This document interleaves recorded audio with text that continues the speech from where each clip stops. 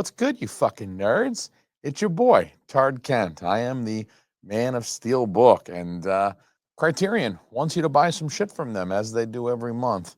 They've recently made their announcements for February of 2025. I can't believe it. I'm actually thinking about February of next year. It's crazy. But I'm here to tell you about all of the new releases that they have announced that will be landing in February. Are these things that you're going to be able to get your lover for Valentine's Day, maybe? There's a little Criterion on a box of chocolates. Now play with my dick. I don't know. Could be that kind of thing, depending on who you're with, I guess. Because if she likes Kronos or Guillermo del Toro, hey, you might be getting knuckles deep. Kronos is coming out, and it's an inevitable 4K upgrade. So this is an inevitable 4K upgrade, but it's a welcome 4K upgrade, at least for me, because I didn't buy the fucking Blu-ray years ago when Criterion released Kronos on Blu-ray. So, nothing really new here. There's no new features. It's just going to be the movie on 4K this time and special features on Blu-ray, but they're all the same special features as the previous releases of Kronos. So nothing really new here. It's one of those things where it's like, if you already have the Blu-ray, maybe you're not super compelled to upgrade because there's nothing really besides just the 4K version. So, I don't know. It's not a huge selling point unless you're like me and you never bought this shit from Criterion, in which case, okay, 4K. We'll get this next time Barnes & Noble does a 50% off sale. When does Barnes & Noble do this 50% off sale? July? Looks like July and November. So July, you can get Kronos 50% off. That's what I'm going to do. July and November, there's only 2 months I buy Criterions, period. I don't see why you would buy a Criterion outside of those 2 months. Punch Drunk Love is also getting an inevitable 4K upgrade. And look at how young those fuckers look, man. Every time I see the cover of this movie, I'm like, holy shit. Time has passed, right? Because Emily Watson and Adam Sandler looking a little bit older these days, unfortunately. R.I.P. Philip Seymour Hoffman. As with Kronos, this is really just a format upgrade. You're just getting 2 extra Ks. You're going from the 2K to the 4K because Criterion released Punch Drunk Love some years back on Blu-ray. There's nothing else that's new about this release. I could complain more about that, but I think you guys kind of get the picture there. This is a movie, Punch Drunk Love, that if I had this on Blu-ray, I would be even more reticent to upgrade it than even with Kronos, because Kronos should look pretty good on a 4K upgrade. It's a Guillermo del Toro film, but Punch Drunk Love, I don't know. I'm not sure how much that's going to benefit from those 2 extra Ks. But who will benefit from selling you those 2 extra Ks is fucking Criterion Collection, man. And so if you bought the Blu-ray and the 4K, then you're already up to 6Ks. And you know what Criterion does that I like, but also I don't like, is that they give you the Blu-ray disc with the 4K. So if you buy the 4K, and I like it because I like having a Blu-ray disc. I like to be able to rip the Blu-rays.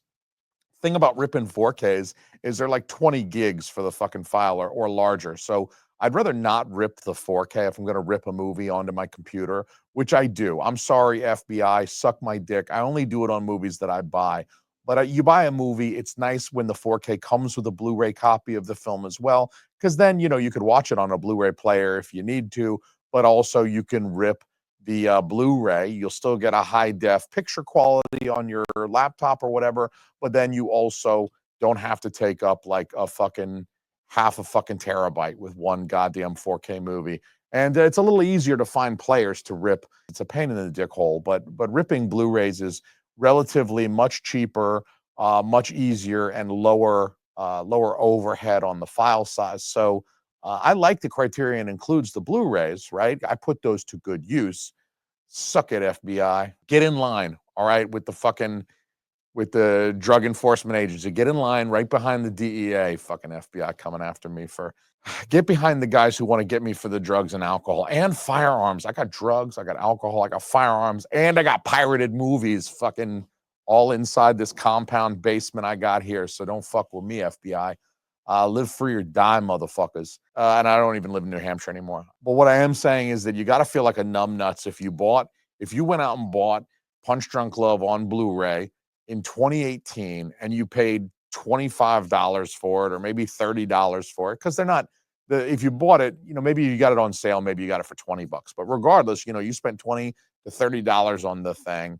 And then Criterion sells you the 4K a few years later in 2025. You got to be like thinking, what kind of sucker am I? They just gave me for free this thing that they sold me for $25 4 years ago. Kino Lorber putting out Billy Madison and Happy Gilmore in early 2025 as well. At least they're supposed to be coming in early 2025. So like 2025 is going to be a good year for the fucking Sandman on boutique labels. Let's see what Arrow puts out next month. Who knows? Maybe Arrow's going to put out Big Daddy. Who the fuck knows? Anything could happen. Little Nicky, if they're feeling hot on that Quentin Tarantino tip. So that's like at least three Adam Sandler films I'll be buying in Q1 of 25. Billy Madison is the best. I know a lot of people prefer Happy Gilmore. Those type of people are the types of people I like to call retarded, because Happy Gilmore is a very good movie, but Billy Madison is the GOAT. It came first. It set the stage. It did a lot of things funnier than Happy Gilmore, so suck it. And just buy all three, right? You don't have to pick your favorite like I did. So like these inevitable 4K upgrades are kind of the worst hype, because you're not even really getting anything new. I mean, at least when a new edition comes out and they got new features and stuff like that, it's kind of nifty. But like even the packaging of a Criterion 4K is identical to the Blu-ray. You have to like flip it over and look for the little print where it says 4K UHD. Nothing new. You're just getting the movie on a new format. You're buying all the same special features again. There's really nothing to sweeten the pot. Buy the shit in July when it's 50% off. That's what I'm saying. Here's an interesting one. King Lear is coming out to Blu-ray and DVD fucking D. I can't believe it. Criterion, even in 2025, like next year, we're going to be living in 2025. Criterion's still living in 2005, right? These motherfuckers, on the one hand, they're trying to release all these 4Ks, which I commend them for. I applaud them for putting out movies on 4K, so I don't have to worry about buying it again on 4K in 2030. But this one here is on DVD. They're still riding the crest of that high and glorious DVD wave from 20 fucking years ago. You guys, the numbers are in. DVD sales have been down since like 2007, like year over year. DVD, with the rest of physical media, has just been circling the toilet drain. And I think a lot of physical media sales these days, in current year, 2023, 24, 25, I think a lot of physical media sales are going to collectors like you, like me, like that other guy over there just off camera. All of us we're buying boutique Criterion films, Vinegar Syndrome, Arrow. We're buying schlocky stuff that's never been released on disc before. We're buying good movies like Little Darlings that have never been released on disc before. But the idea that some of us are still choosing to buy movies on DVD when a Blu-ray or a 4K is available, I think they're kind of smoking crack. So really, like, the people buying DVD, don't take any offense out there, are the people of Walmart, right? Walmart is still pushing a lot of DVDs. I walk past that $5 bin every time I go to Walmart to get diapers for my little girl. So I understand there's a lot of motherfuckers out there that are still living that $5 DVD life. And I'm not hating, because you know what? You got to keep your trailer warm somehow.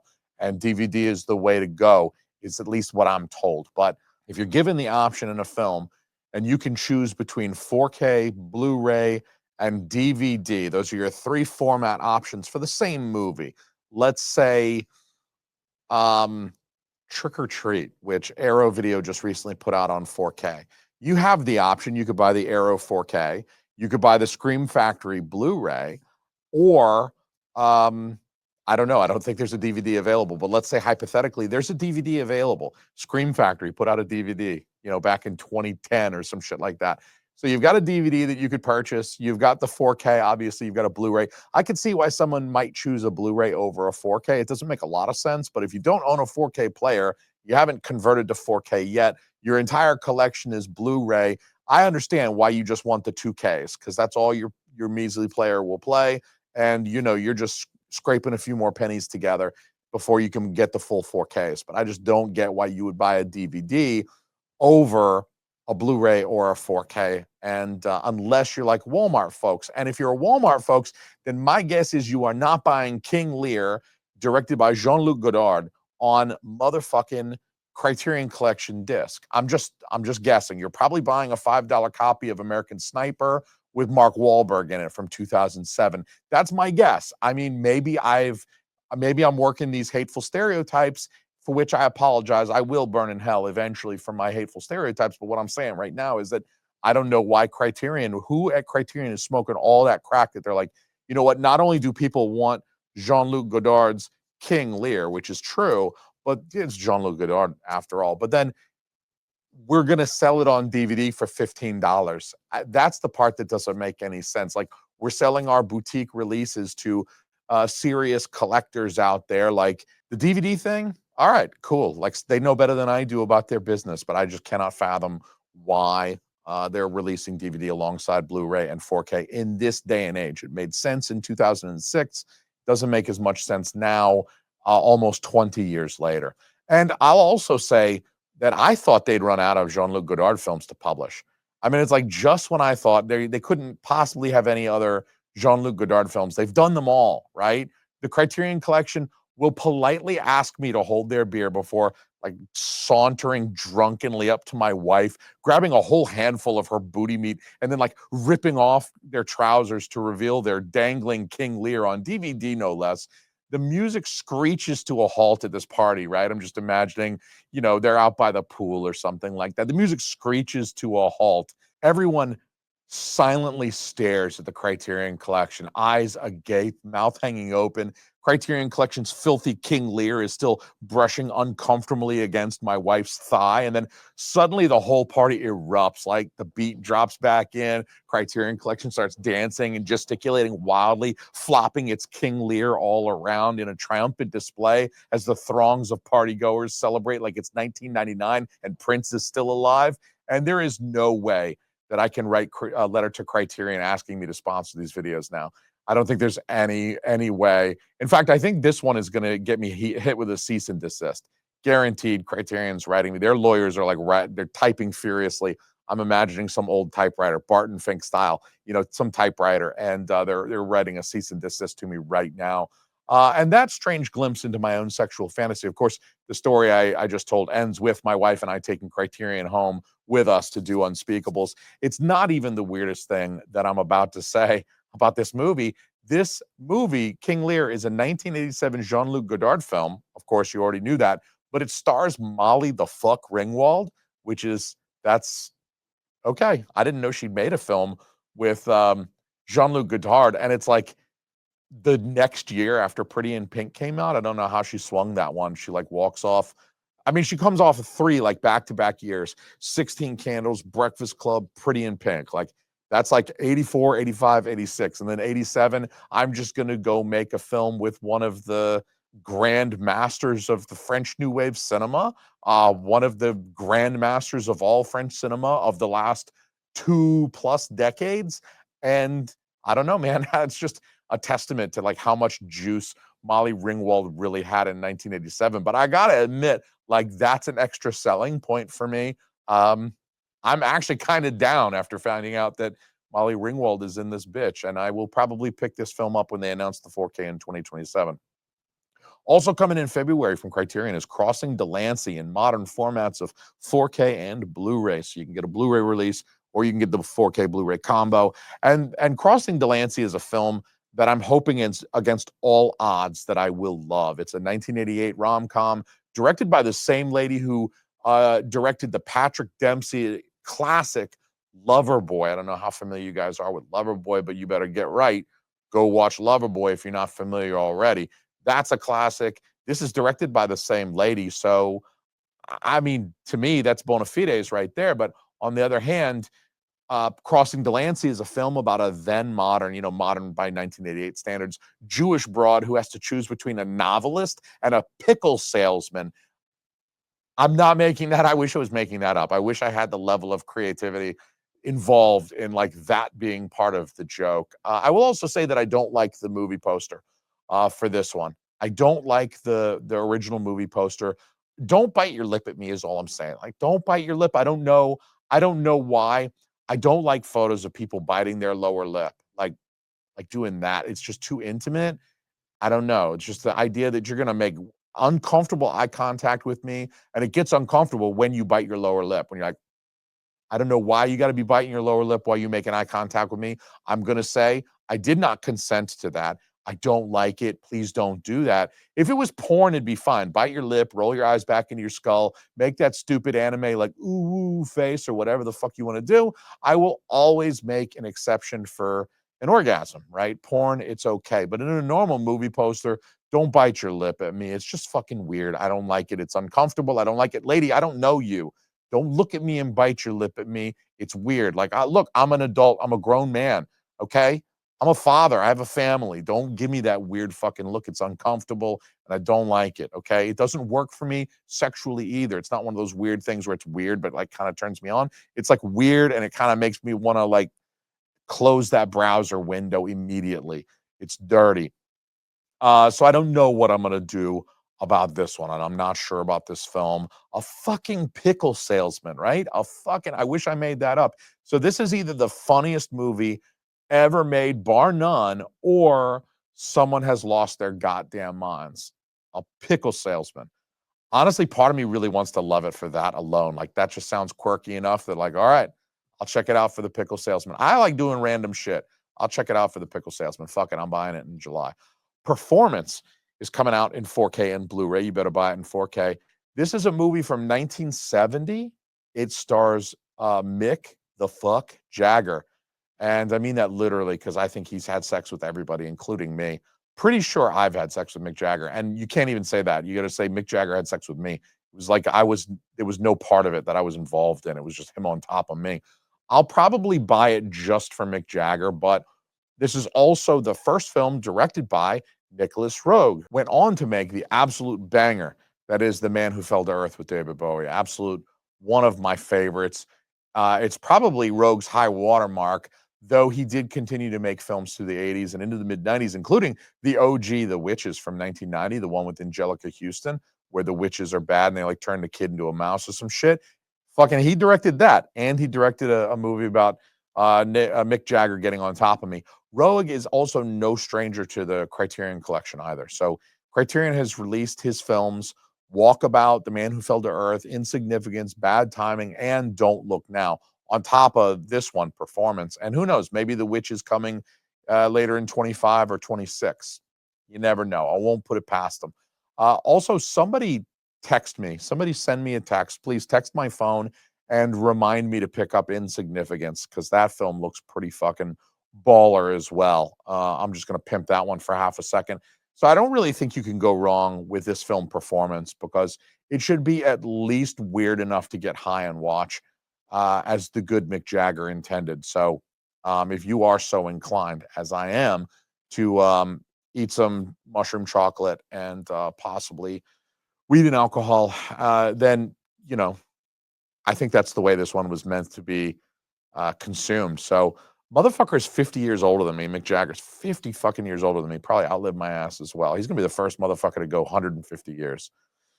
And here's one that's really interesting, boys. That is Drugstore Cowboy coming out in 4K and Blu-ray as well. This is Gus Van Sant's second feature. Criterion's also released his first feature as well, Mala Noche. But this is his second movie, the second film that he made, 1989, and it stars Matt Dillon, young-looking Matt Dillon, of course, still like very fresh-faced. And interestingly, Drugstore Cowboy also features William S. Burroughs, who is an interesting fellow. Google him if you don't recognize that name. Actually, slap yourself across the mouth and then go Google him for not recognizing that name. William S. Burroughs wrote the book Naked Lunch. He was one of the Beat Generation authors, very highly active in the 50s. He wrote the book The Naked Lunch, right? Naked Lunch, which David Cronenberg turned into a movie, which Criterion Collection released on DVD like 20 years ago and Blu-ray like 10 years ago or something. So there's like a very like Criterion, it's like very like incestuous Criterion relationship. Like William Burroughs wrote a book that got turned into a movie that Criterion put out, but Criterion's also putting out this movie, and he's in it for a minute as like, I don't know if it's a homage. He's probably in it for more than a minute. Don't quote me on that. But at any rate, Criterion's also released these other Van Sant films, right? Like they've got a history with Van Sant. They've got a history with William S. Burroughs. Mala Noche, I mentioned To Die For with Nicole Kidman. That's also Gus Van Sant. My Own Private Idaho with Keanu Reeves and River Phoenix. That's a classic of the 90s, early 90s independent cinema as well. So it's really not a surprise that they're putting out Drugstore Cowboy. If anything, it's surprising that they waited this long to put the motherfucker out. So it's very like Criterion Collection Connection in here. It's very incestuous. Criterion just kind of 69ing itself. Criterion got a rib removed so they could blow themselves, a la Marilyn Manson. So, and I believe that. I don't think that's an urban legend. I literally believe that, and you should too. There's some cool commentaries on Drugstore Cowboy, making of featurette. So I mean, it's going to have all your kind of standard Criterion bonus features to keep you busy. So that is the Criterion release slate for February of 2025. What shit are you stoked about? Let me know. Or maybe I'm just a poorly dressed asshole. That's cool too. Just let me know in the comments down below. I love you for watching.